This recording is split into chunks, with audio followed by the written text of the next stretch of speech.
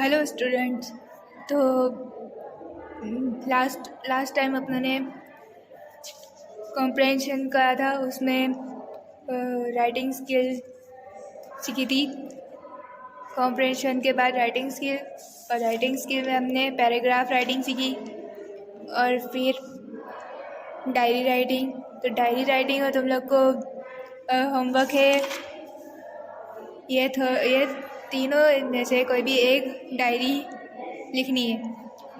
और paragraph writing मैंने दी थी तुम लोग को होमवर्क, ये इतने में से कोई भी एक लिखने के लिए।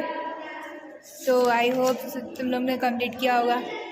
अब नेक्स्ट टॉपिक है हमारा notice writing. What is notice writing? A notice is a very short piece of writing which is usually formal in style. Notice बहुत ही छोटी होती है लिखने में, और जो उसकी स्टाइल जो होती है वो फॉर्मल होती है।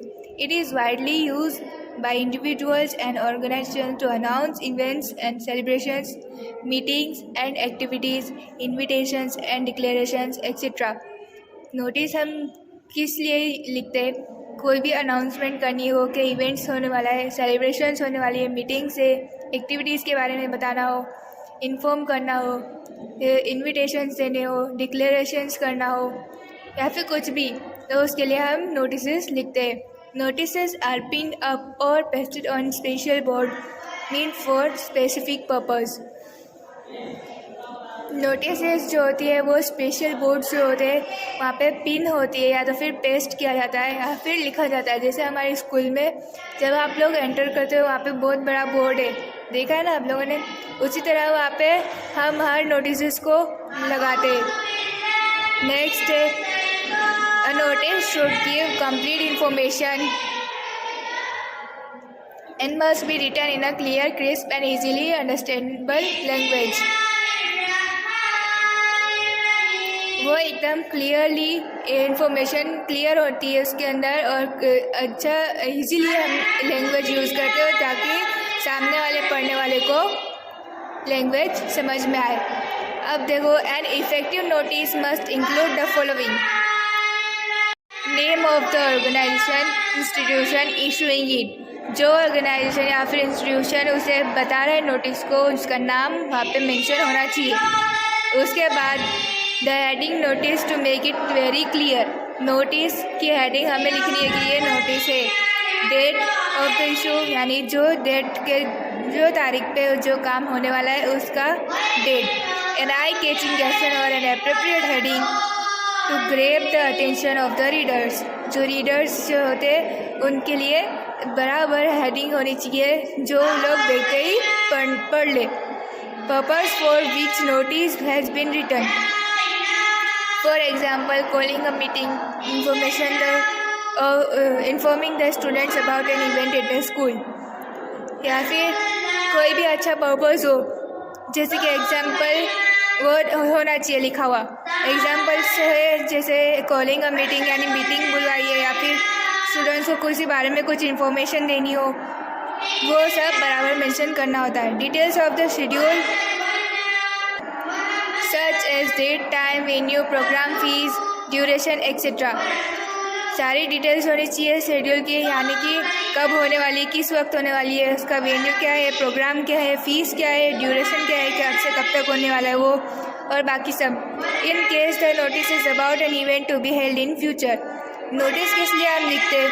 कुछ भी इवेंट जो होता है वो फ्यूचर में होने वाला था, उसके लिए मेंशन करने के लिए हम नोटिस लिखते हैं। Name and designation of the person issuing the notice. जिसने नोटिस दी है उसका नाम और उसकी लायकात, यानी वो है क्या, उसके बारे में लिखना है, so that the reader can contact him और if he she wants to seek information, more information. और वो पर्सन जो नोटिस बनाता है, लिखता है, उसका नाम और उसके फुल डेजिग्नेशन होना चाहिए, ताकि जो सामने वाला पढ़ने वाला हो वो डायरेक्टली उससे कांटेक्ट कर ले अगर उसे ज़्यादा इन्फॉर्मेशन चाहिए हो तो। अब इसका base of writing a notice. Notice writing के लिए क्या ज़रूरी होता है? वो listing the value points that need to be included. जो पॉइंट्स हमें लिखने हैं वो पूरे होने चाहिए। Preparing a rough draft prior to the final one. जो फाइनल वन पर हम बनाएंगे उससे पहले हमें एक रफ नोटिस लिखनी है। बाद में उसमें अगर हमें कोई गलती वलती हो, उसे सुधारनी हो तो हम सुधार सकते, और फिर डायरेक्ट फाइनल वन में तो हम उसे बराबर लिखकर रख सकते ताकि कोई गलती वहाँ पे जाकर नहीं हो। Checking grammar and the style of language. हाँ, उसका ग्रामर बराबर होना चाहिए और उसकी स्टाइल भी बराबर होनी चाहिए लैंग्वेज की। Ensuring that the word limit is not exceeded.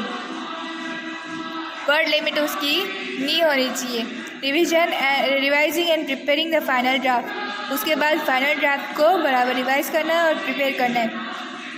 Including the content of notice in a box. जो हम नोटिस लिखते हैं उससे सारे कंटेंट्स किस में आएंगे? नोटिस बॉक्स के अंदर ही आएंगे, बाकी कुछ भी बॉक्स के बाहर जाएगा नहीं। So all of you clear in your homework is this paragraph and paragraph writing in this diary writing. Write any one of them and complete it, please.